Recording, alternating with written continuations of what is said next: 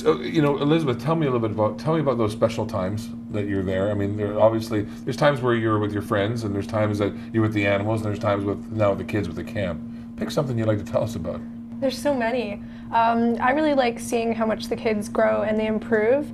There was one of my favorite times was with little boy Noah. He was autistic, severely autistic, so he had a lot of trouble with his social skills, so we would always be talking to him and trying to improve those skills. And he had a lot of trouble communicating with us, and it would be very hard to get him to play. And at the end of 1 week, he started playing patty cake with another camper, which is amazing for him to be able to communicate with other campers too. These are huge milestones, and the parents must. What are the parents like when? Oh, look at that smile! What happens there? Yeah, go. The parents love it. They love to see their kids really fitting in. It's a big deal. Are there times where, I mean, there's lots of smiles, but I can imagine there must be tears of joy at times where you kind of go, oh my gosh, look what just happened. Well, I think we take for granted all those milestones. We had a little guy last year whose mother was so thrilled because he was sipping from a straw. And we take that for granted. And she said, you have no idea. This means now we can go into a Wendy's, or we can go into a McDonald's, or we can sit in a restaurant because he can hold on to a cup and he can sip from a straw. How do the kids come to you? How do the special needs? You just started these camps how long ago, really? They started with Chloe 5 years ago. Okay. And it's word of mouth. We have some agencies that work with us. Grandview will work with us. Durham Autism will work a little bit with us. The Resources for Exceptional Children. A lot of it becomes word of mouth as you have parents speaking with other parents who have children with needs. That community is pretty tight too, but exhausted tight as well. Yes. You had an interesting experience recently. Frontenac Youth Services came up there. Kids that have come and have a really, maybe not have had the best home life. In fact, most of them haven't. And I guess they didn't want to come. No, and this is the first year that we're always evolving. We're always trying to add new pieces to it. So we were running our summer camp, and Frontenac brought their group of young gentlemen with them. And these were boys that, they're teenagers, who had no interest in coming to a zoo. And that's what they thought it was, a zoo. So they were giving their workers a very difficult time until they got out of the van, came in, and were linked up with my mentors who are their age. Yeah. And it was a very interactive, personal adventure. Right. And at 1 o'clock when they were supposed to go, they weren't going. Did that surprise you? Did you? I guess for you it's normal, but nobody ever wants to leave there. I mean, I go there, I got to pry my daughter out of there now, and Sarah, who've come up and have fallen in love with being there. But I guess because you don't know anybody's real background when they get there. Nobody knows what anybody else's life was like before that. So these kids from Frontenac were not judged; they were just accepted and said, "Okay, pick up a fork, you're cleaning, right? I guess, or whatever you're doing." Yeah, they really liked the animals. They were a little bit cautious at first, but I guess that's normal. Yeah, when you got a camel that could stomp you, or a pig that basically could outweigh three of you. They were very comfortable there towards the end, and it was really good to see that.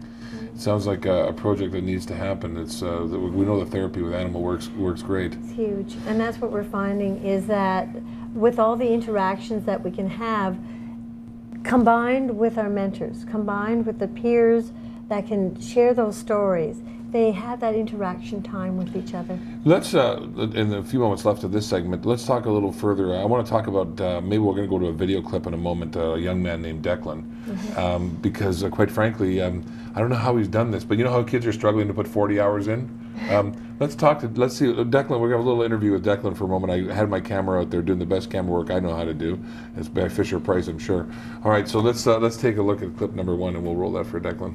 This is Declan, and Declan has always been one who marches to a different drummer. Declan is my longest volunteer. He's been here the longest, and he has the most hours.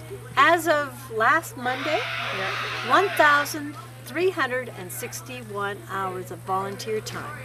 Now, normally our volunteers start in grade 6 and go to grade 12. Declan wasn't exactly truthful about being grade 6 when he started with me. He was a little younger, but the hardest working guy I've ever met. And there with the kids, and always quick-witted, always willing to share. And how many summers have you missed going to Mexico or going to a couple of other really cool places to be here for the whole summer? A couple. A couple. So Declan, tell me a little bit about what's it meant to be here for you. Like, what's this all about for you? It's fun hanging out with friends and stuff. What about the animals and the kids? Talk to me about that. It's unique. You don't see this everywhere. Think of the students that you have been with, the campers you've been with. A lot of the guys that you hang out with are the guys that have a hard time sitting. They are runners. And do you ever give up on them? No. You're always running with them. Yeah. Always there. And a couple of weeks ago, we had the Nova's Ark Transit. Yeah. And what was your job with the Nova's Ark Transit? Just sitting in it, being pulled around by a little kid named Sammy. So what did Sammy do? He walked around the farm with a little wagon, pulling people. And what was your job? Just looking after him, making sure he doesn't get into any trouble. Or rolls the wagon? Yeah. And you were there for it. It was great. So you were real quick to pick up on those little ideas that our campers would come up with, and you helped them fly. Yeah. You helped it work. That was great. So yes, he continues to be part of Nova's Ark. So we're going to head off to break. All that noise back that was over there were all the kids jumping on a trampoline with one of the other campers sitting down. It's an amazing place. Nova's Ark is the topic tonight. I have some young guests with us that are part of that program, and we'll be back with more of them with First Take Live right after this.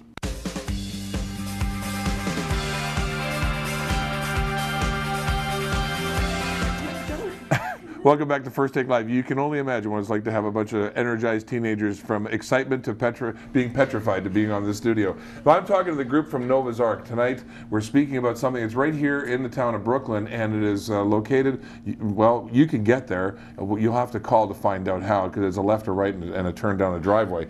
Joining me now are two veterans, I would say, Megan and Victoria.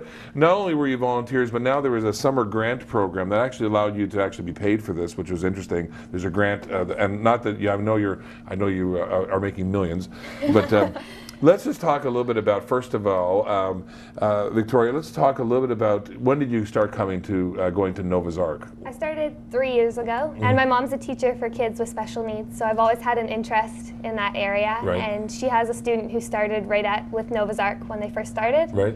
And he's been there ever since. And so that's who got me started. Right. And how about for you, Megan? How did you happen to, did you make a wrong turn one day? No. My friend told me that I needed my community service hours. So I asked, I want to do the animals are my life. So he said, oh, there's Nova's Ark, they have everything. They have camels, lemurs, everything. I was like, that's so cool, I need to go. Right.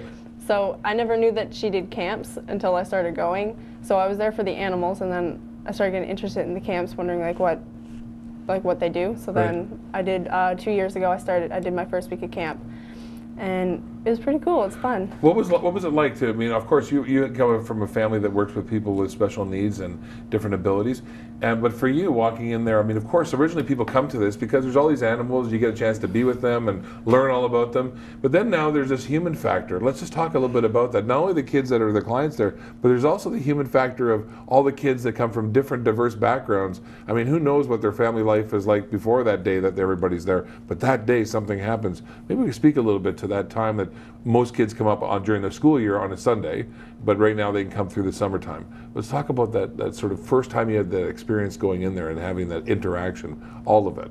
So Megan, why don't we talk about it? Well, because I started going there on Sundays, I did about 2 years of just Sundays, and then I said, oh, I wanted to do a camp.